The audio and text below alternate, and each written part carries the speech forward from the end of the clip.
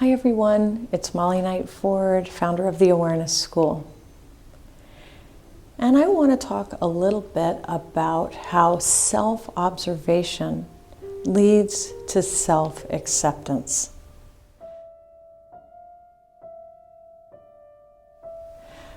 Now, you know I talk a lot about gaining more attention and using sensation to bring about a state of presence within ourselves.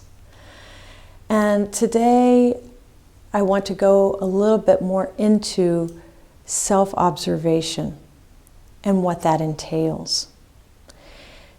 When we're able to truly observe ourselves, we've got an objective perspective.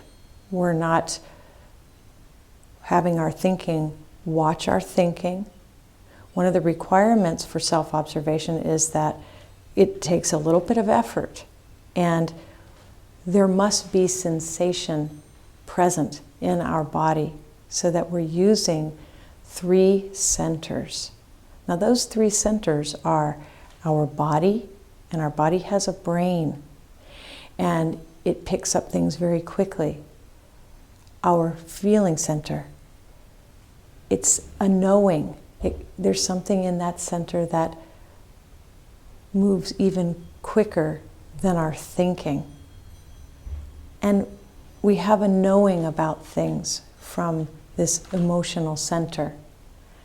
And then there is our thinking center, which does a lot of analysis, comparison, association, and memory retrieval. So trying to operate from any one of those centers is a bit of a lopsided perspective.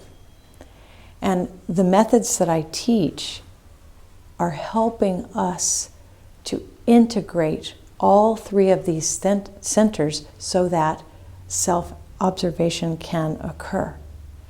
So you may wonder, well, why do we need to observe ourselves? And part of the magic of personal transformation is understanding that when we see something from this unified perspective within ourselves, it changes. Quantum physics explains that observer and the observed, just by the observer seeing it, it changes. And so there's a very special energetic place with this kind of self-observation that I'm talking about. One in which we see ourselves attached to a role or an idea. We catch ourselves identified and believing our limiting beliefs. So it's not enough to just know about these limiting beliefs or know that we get angry and why. It doesn't really help us in the moment when we're completely losing it. But if we're able to gain the practice of self-observation, then we have a chance of being there with ourselves and being able to see ourselves in action, to see ourselves all caught up in the moment and reacting. Now, when that does occur and we've gotten enough practice in realizing that we are observing ourselves in those rare times, what happens is that part of our ego may grab a hold of it and say, oh, I've got to change that. This is bad. I'm feeling bad, or I'm feeling angry, or I can't get out of the whirlwind of all of my thoughts going back and forth. It's hard for us to get out of these negative states. And so our ego will pick it up and say, I've got to get rid of this. We'll find ways to distract ourselves. We'll find ways to try and change the state that we're in. Because let's face it, it doesn't feel very good.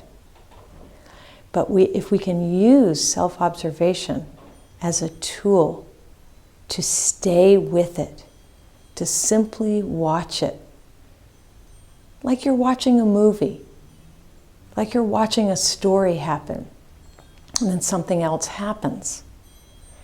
And if we can stay with it and not change it, what we learn is self-acceptance.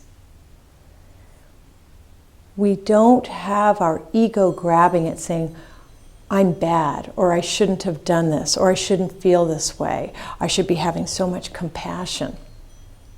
But that's our ego getting a hold of it. If we can accept the ugly parts of ourselves, the parts that do react, all of the shadow that we stuff down, we have the chance of understanding what's really going on inside of us. And that frees it up. So self-observation leads to self-acceptance. When I talk with people about learning how to have more attention, how to be in the present moment, how to use their body to be in the present moment in order to have self-observation, I'm really trying to say that there's a way to find self-acceptance. And with self-acceptance, we're able to accept others. We're able to tolerate diversity and difference. We're able to reach out and have good relationships. We're able to have a community life that's meaningful. And I guess what I'm saying is, I think we can change the world. Have a great week. Bye-bye.